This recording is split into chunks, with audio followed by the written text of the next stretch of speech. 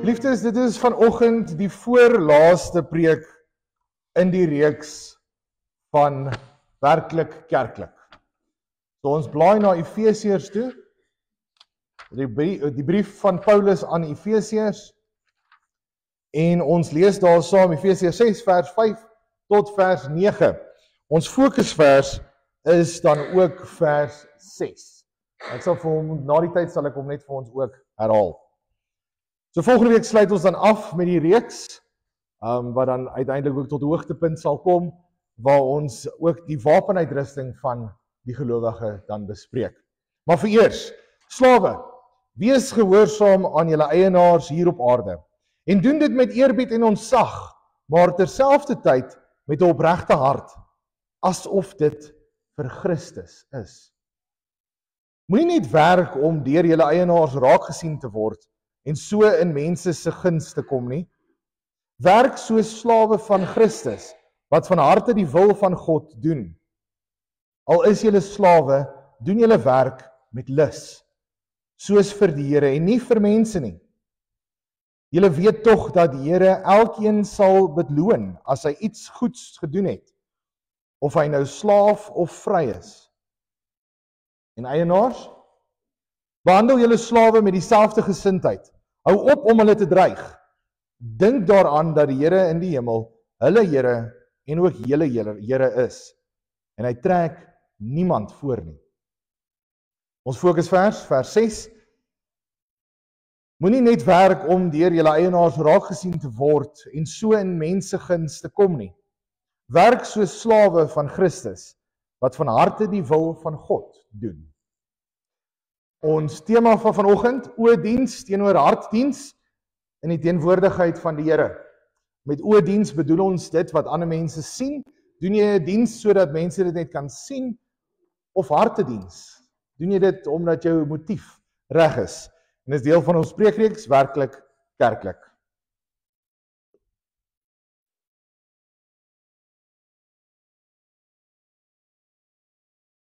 Geliefdes, hou ons daarvan as iemand ons dreig. Hou ons daarvan as iemand ons dreig met een of ander iets of een of ander manier dreigend met ons praat? Wat van as jy terugdink aan jou eie werkgewer, as jy nou byvoorbeeld nie meer werk nie, maar al gewerk het in jou lewe,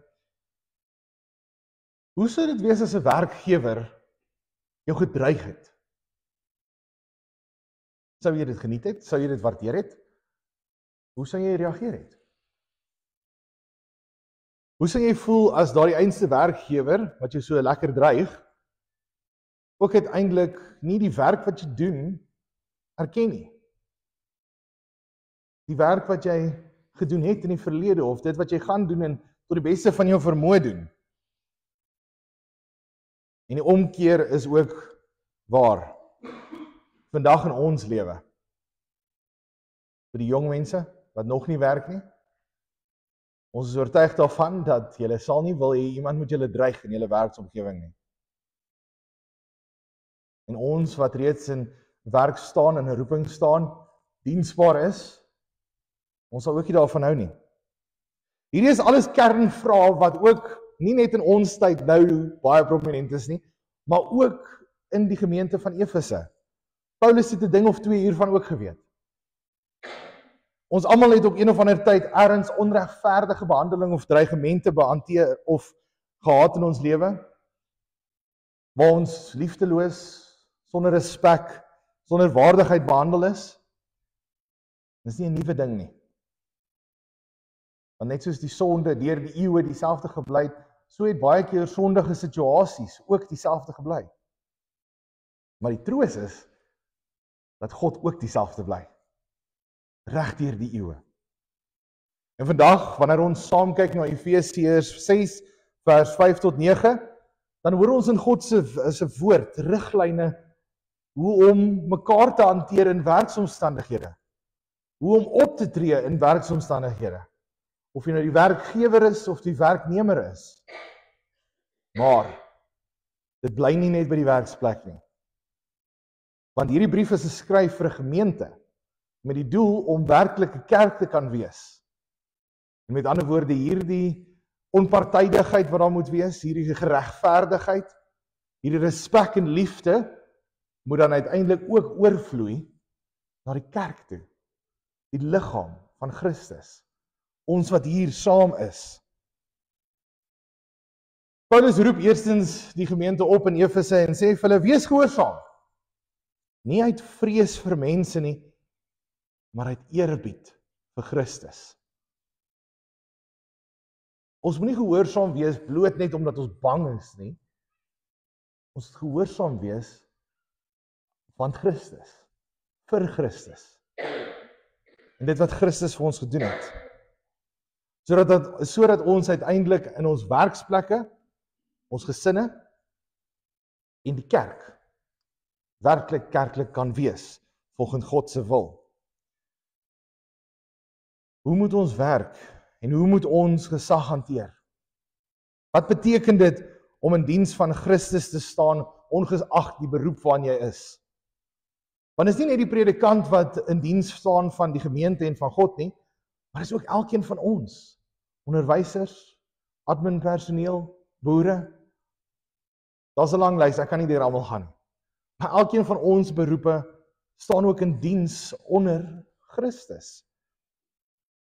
Hierdie oproep wat gedoen word in Efesiërs 6 vers 5 sê vir die slawe wees gehoorsaam aan julle aardse meesters en vrees en bewing met die opregtheid van julle hart soos aan Christus. Dit klink nou nogal 'n bietjie vreemd as Paulus hierdie stelling maak en sê slawe, doen wat julle meesters sê. Doen dit. Wees gehoorsaam aan hulle. As hulle vir jou vra om dit te doen, doen dat. Doen dit volgens julle meesters. Wees gehoorsaam aan hulle. Klink nou 'n bietjie vreemd. Dit is belangrik om te noem dat dit staan nie alleen nie. Hierdie perikoop wat ons vandag gelees het, kleiner gedeel van 'n geheel, staan nie alleen nie. Want dit staan en hou hande vas met die vorige perikoop. Dit wat ons laasweek gelees het. Waar ons laasweek oor gehoor het. Die gesin, die pa, die ma, die kinders. Elkeen van ons moet ook gehoorsaam wees. En geliefdes, dis die wonderlike ding van die skrif. Ons kan nie iets uit konteks uithaal nie. Want hier sien ons nou, dit gaan saam met die vorige deel. Ons moet lees wat vooraf gaan, ons moet lees wat agter volg.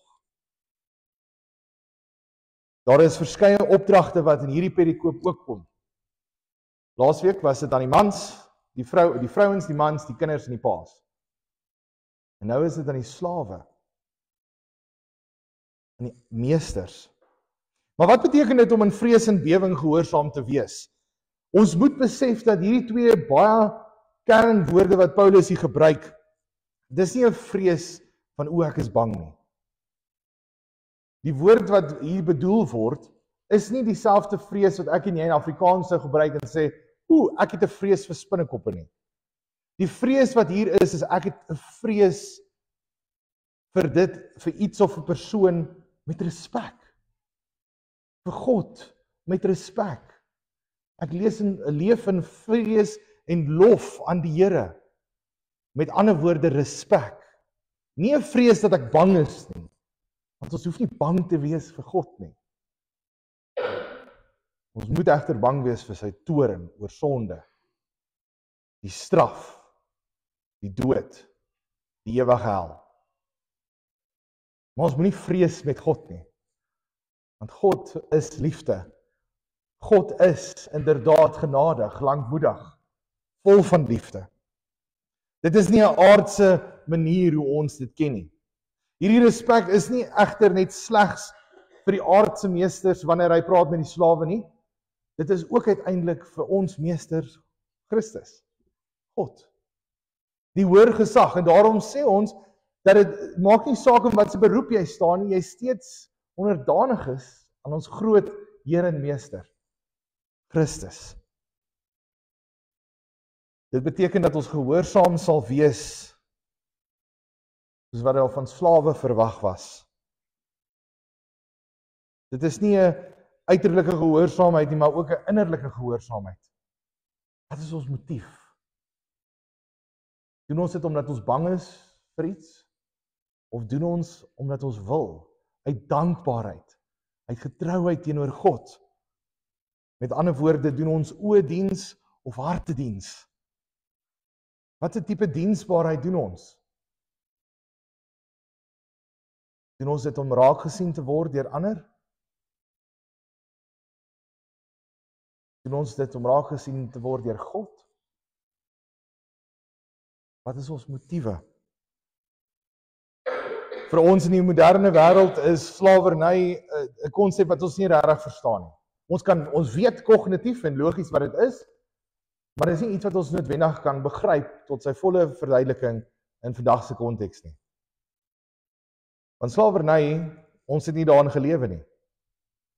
Baie van ons nie. Maar wat gebeur het in slawerny is dat 'n slaaf sou verkoop word aan iemand anders. Iemand sou gaan na 'n plek toe, 'n mark toe, en hy sal sê, hierdie slaaf lyk vir my goed. Hy lyk lekker sterk, hy kan vir my goeie werk doen.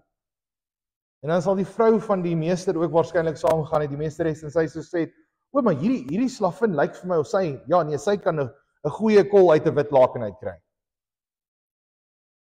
Jy sou gaan koop het. Jy sou 'n persoon gekoop het wat dan jou eiendom word. En daarom lees ons ook in die 10 gebooie, jy mag nie iemand anders se slaaf begeer nie. Dis 'n besitting gewees. In vandag se tyd, as dit nou sou nog steeds plaasgevind het, hoogs onwaarskynlik sou ons dan president gery het, ons sou vir ons 'n slaaf gekoop het en ons het iemand wat dan vir ons werk elke dag. En dan kan ons daai persoon hanteer net soos wat ons wil. Soos wat ons 'n koppie of 'n beker of 'n ketel sou hanteer het. Want dit is 'n besitting. So die stelling wat Paulus hier maak, is nogal kontroversieel, want hy sê eers vir die slawe, wees gehoorsaam, ongeag, doen wat julle moet doen. Maar ook vir die meesters, moet hulle nie dreig nie. So elke party het 'n opdrag. En omdat ons dit nie noodwendig ken in ons samelewing nie, kan ons dit baie keer toepas op werkgewer en werknemer. So as Paulus dit vir ons gemeente hier in Buffeldorings geskryf het, sou dit iets geklink het soos werknemers. Doen wat julle werkgewers vir julle sê. Werkgewers moenie dreig nie.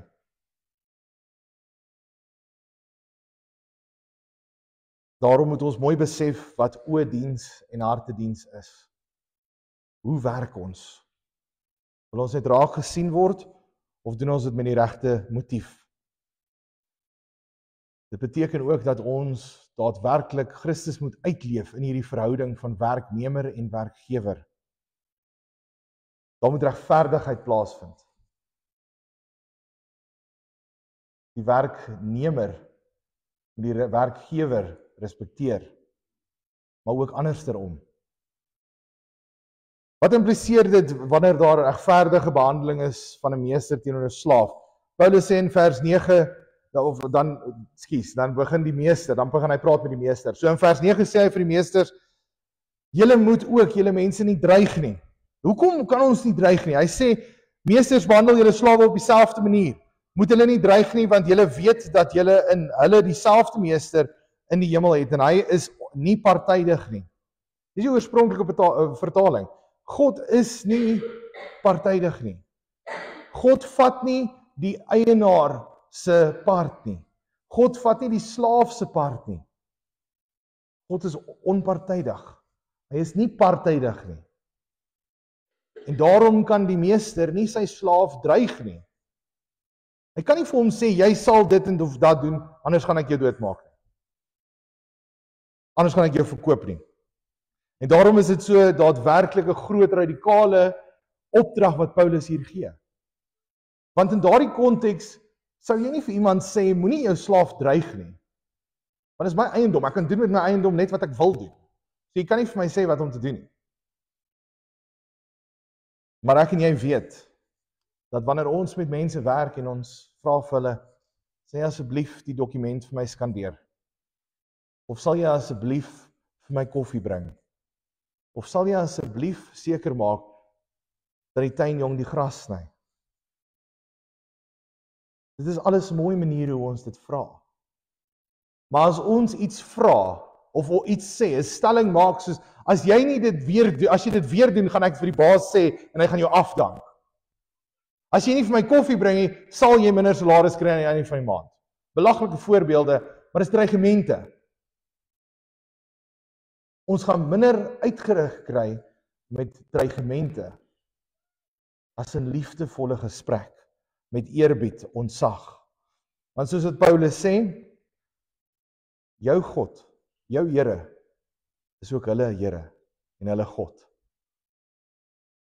En daarom moet ons ook in eerbied en respek met mekaar praat. Hierdie radikale oproep van Paulus, onder leiding van die Heilige Gees en uiteindelik God, is daadwerklik iets teen die kultuurkonteks van die tyd. Jy sou nie vir iemand kon sê wat om te doen met hulle slaaf nie. En daarom wanneer Paulus dit doen, eerstens is hy gewaagd, maar tweedens, hy voer 'n opdrag uit van God. Wees gehoorsaam. In die rol waarin jy is, wees gehoorsaam teen die gesag wat oor jou gestel is. Maar gesag, jy wat oor iemand gestel is, behandel hulle ook met respek en eerbied.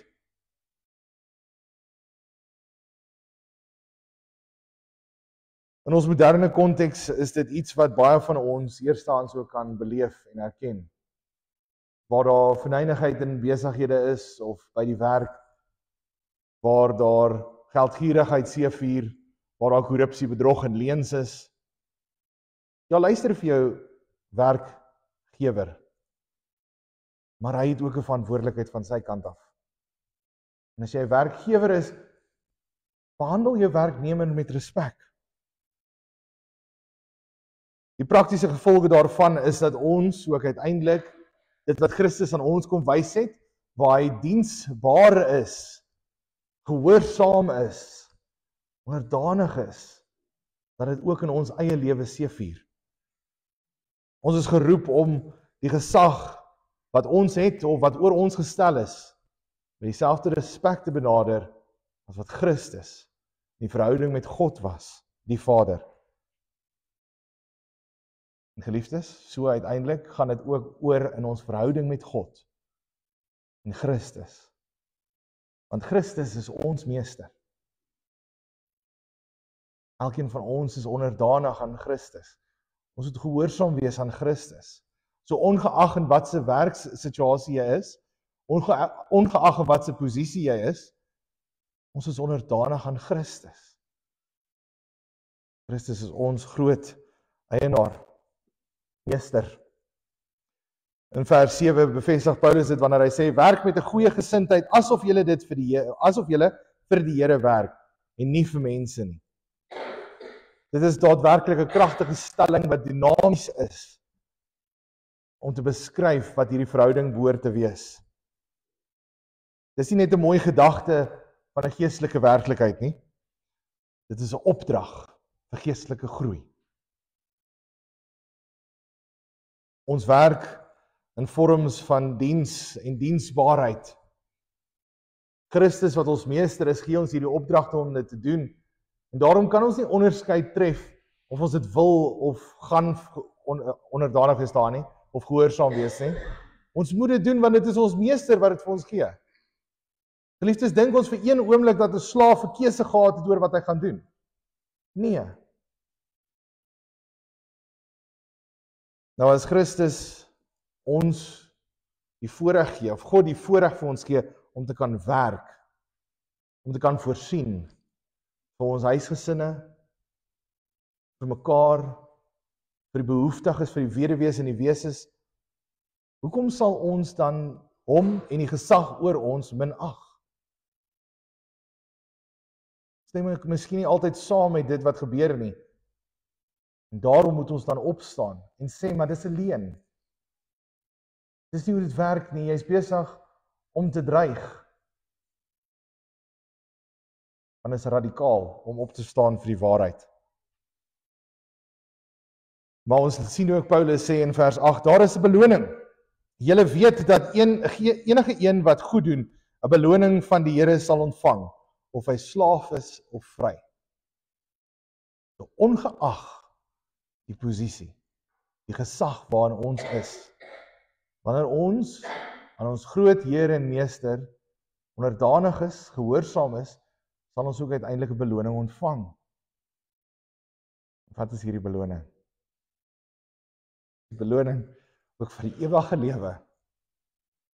Die beloning waar die Heilige Gees ook in ons werk om ons meer gehoorsaam te maak aan God en Christus, sodat ons ook die beloning van die ewige lewe sal ontvang. Geliefdes, ons moet mooi verstaan, ons doen nie hierdie uit vrees nie. Ons doen dit nie om raak gesien te word nie. Ons doen dit vir Christus. God. Hy kyk na ons harte. Hy weet wat die motief is. Hy weet hoekom ons 'n ding doen. En wanneer ons dan ook uiteindelik regverdig met respek en eerbied optree, dan beeld ons ook Christus en God se eienskappe uit in hierdie wêreld, sodat ander ook kan sien en eerstehands beleef wie God is, ongeag 'n werknemer of werkgewer. Geliefdes, elkeen van ons moet besef dat daar is nie 'n onderskeid nie, soos wat ons sien in vers 7. Slaaf of meester, ryk of arm, werknemer of werkgewer, Afrikaner of isiXhosa. Daar's nie 'n onderskeid nie, want my Here is ook sy Here. Christus het ons almal kom gelyk maak voor God en onder sy heerskappy gestel. En daarom kan ons diensbaar wees in gehoorsaamheid aan ons Meester, Christus. Laat ons sy eienskappe en God se eienskappe daadwerklik seëvier in hierdie wêreld, deur regverdig te wees, met respek op te tree en gehoorsaam te wees aan die gesag wat oor ons gestel is, soos wat ons ook sien in die 10 gebooie. Want eer jou vader en jou moeder is nie net 'n gebod vir kinders nie. Dit is vir elkeen van ons. En laat ons onthou dat ons elkeen voor God gelyk is. Dat elkeen van ons 'n goeie en ware leermeester het, wat liefdevol is teenoor ons sy slawe, wat in liefde en dankbaarheid sy opdragte uitvoer. Mag ons daarin lewe en mekaar ook daar herinner, ongeag of dit werkgewer is of werknemer. Amen.